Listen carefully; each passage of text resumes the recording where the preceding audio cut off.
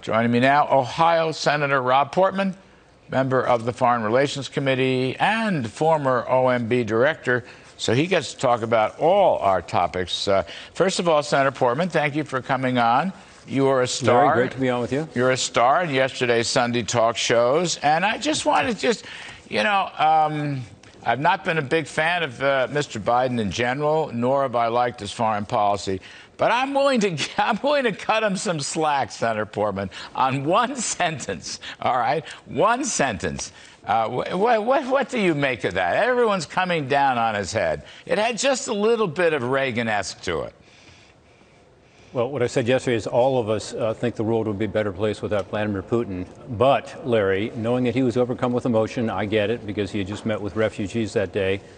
But we have had for a long time this fight with Russia where they're saying the reason NATO exists is to topple our government. The reason we're supporting Ukraine is we want to topple the Russian government.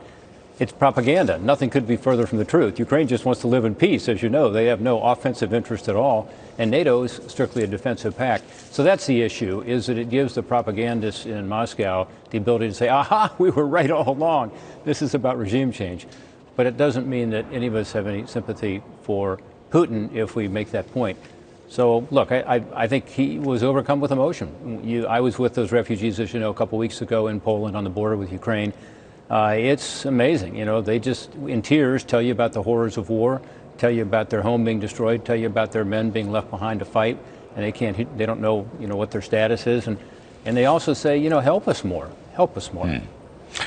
Senator, without disagreeing with you about your analysis of regime change, I will say this. I think you would agree, but I want to, see what you're saying exactly.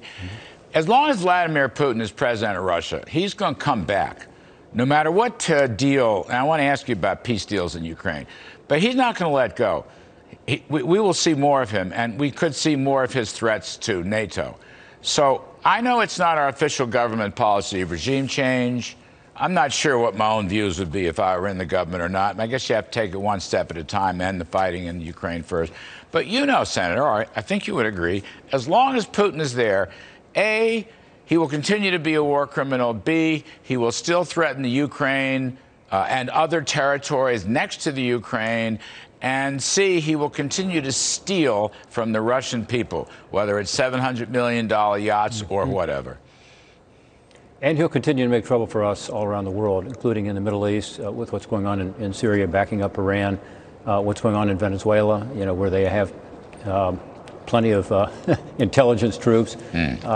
So look, he's a bad guy.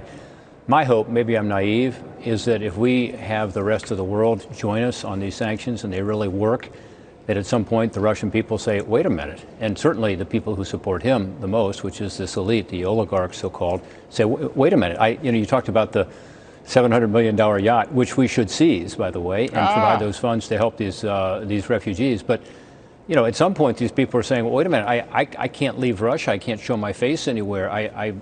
My money's being taken away from me, even out of Swiss banks that I thought were safe. At some point, you would hope that the people of Russia, or at least the elites, would say, this is time for Vladimir Putin to go. So that's, I think, the way you would hope it would happen.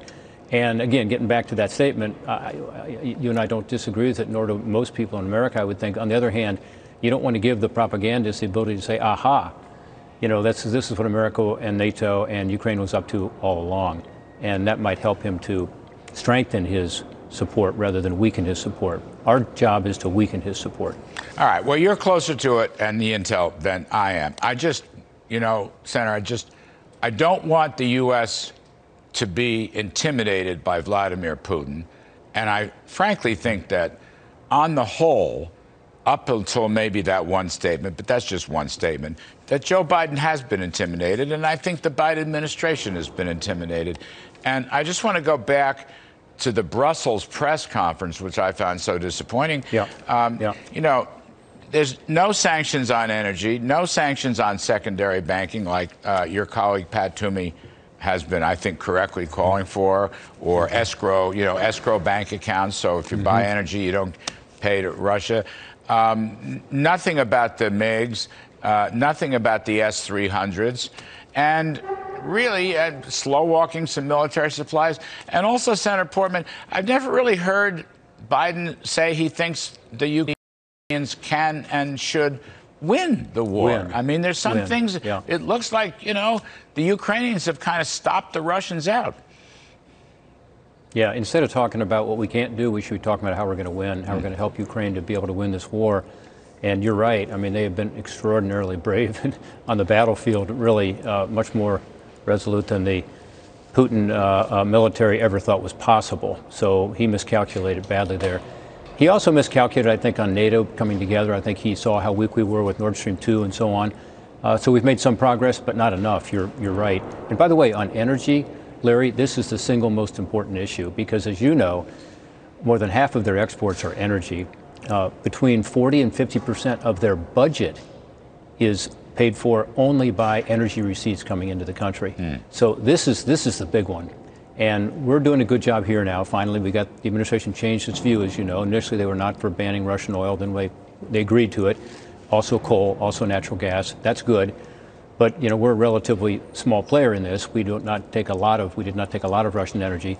These other countries, including Germany, are very dependent on Russian energy. So we got to get them in a position where they will take our LNG, our liquefied natural gas, in exchange for cutting off these receipts to the Putin war machine, because that's the big one. That's the big one. And there's some countries like China we're not going to be able to affect much. We can certainly affect Europe, and we can certainly help them in terms of providing energy that's in the ground here in America, can be produced more cleanly, actually, and sent over as LNG for them. I really like, Senator Toomey's idea of secondary banking sanctions. Yeah, it's very effective. And what it says, in essence, is you're not just sanctioning the bank, but even does business with the bank. And I think that's a great idea. We also need to tighten up the energy financial sanctions in particular, because recall there was a date of June 24th attached to those. The transactions until June 24th would be allowed to proceed. June 24th may be too late, so we need to tighten those sanctions up as it relates to energy in particular. That's a great point. People forget that. You're really a couple months away from even stopping this so-called import and applying those sanctions. Thank you for that. But energy is where the action is. I mean, that's where the big money's coming to pay for the war machine. Senator Portman, as a former OMB budget director, I just want to ask you if you had any early thoughts. Joe Biden is a capitalist. He just thinks that wealthy people, successful people don't pay any taxes. He wants income leveling. And he's sticking with, I love this particularly, he's sticking with this, this wealth tax on unrealized capital gains. So I say, save America, kill the bill. What you think about this? It's like a repeat here, a repeat. Yeah, for sure. And my concern is they'll try to run it through reconciliation as they've done in the past. And that means you don't need any Republican votes. So we've got to make our points and be sure that everybody realizes what's going on here. By the way, Larry, as a former senior director at OMB, you would appreciate the fact that this budget is exactly twice as big as the budget that I put out when I was OMB director, twice as big, and far, far bigger than the one you put out in the Reagan administration. But look, he's also got, if you look at the numbers, they just don't make sense. Inflation this year, 2.9%. Yeah. Now, I wish it was going to be 2.9%. That would be fantastic. But he did it to try to make his numbers look better. As you know, we're at a 40-year high right now, more like 7.9%. So it's not going to be 2.9%. I wish it were. 2.3% for next year. They're projecting. That's awfully optimistic. So I think the budget itself is based on numbers. The foundation is going to crumble. And then with regard to the taxing, in America, you get taxed when you sell something. You get taxed when you make income. But people who are invested, particularly in capital assets, which is counterinflationary, to grow capital assets, would be taxed under this budget for none of that. And it would be very hard to figure out what the tax would be. But yeah, I would get it if you said, okay, we're going to raise, the income tax or raise the capital gains tax. But these are not taxable. And so again, it's kind of a pie in the sky budget in that sense. Even the European socialists finally rejected these crazy wealth taxes. But Senator Portman, in the remaining moments, I think we saved America and killed the bill. But I just want to know, is all that, I have not read the details of the budget, is all that BBB social spending and Green New Deal spending in his budget. Because when you talk about passage by reconciliation, I do get a little nervous. Mm-hmm. Yeah, I mean, it's a concern. There is an increase in spending for the entitlements, of course, that is out of congressional control and his control until we reform them. But most of this is discretionary spending increases. The one place that he does increase spending that I think is absolutely necessary right now is in defense. Yes. It's almost 10%. So if he's assuming inflation is going to be, which it won't, but 2.9% this year and 2.3% next year, that is an increase above inflation. And so that's one thing that we can use in our argument we're going to have again with the Democrats, where they always want to increase social spending and decrease defense spending, and we try to keep them, on a parity. So that's one thing that I thought was positive, because that enables us to invest in the kind of longer-term projects, research, and so on, to keep a qualitative edge. And I think this whole Russian attack has made us think again about, the fact this is a dangerous, volatile world. And to keep the peace, we've got to have the best. Ronald Reagan said it best.